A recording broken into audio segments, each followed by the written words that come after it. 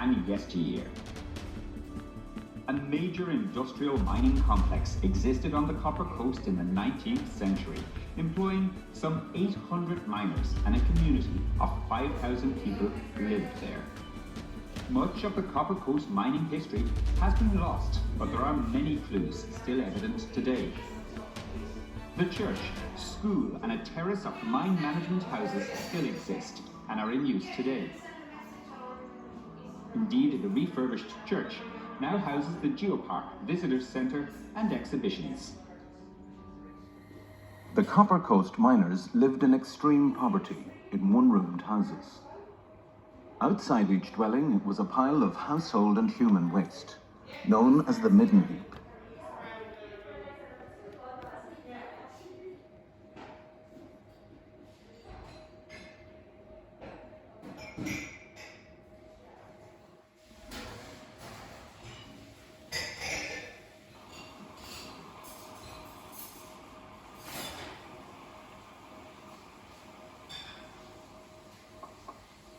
The children of the mining era on the Copper Coast, like children of all ages, were happiest when at play.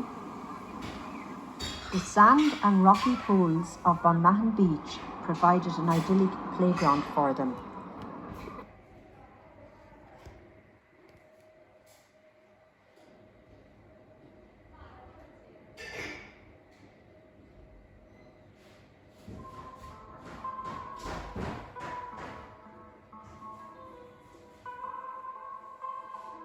The physical landscape that exists today along the Copper Coast was formed by a series of dramatic events involving water, fire, and ice.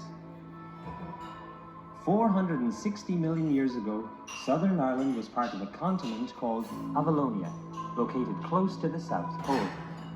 The rest of Ireland was located thousands of miles away, close to the equator, on a continent called Laurentia.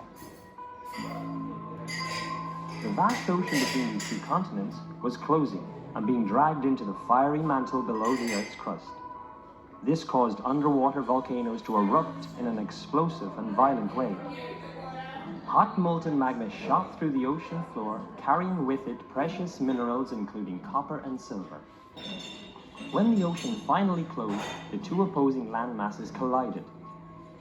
Volcanic and seafloor rocks were uplifted, buckled and fractured, creating a huge mountain range.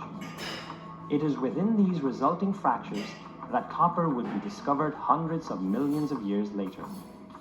The Copper Coast became part of a desert located near the equator on the vast continent of Pangaea.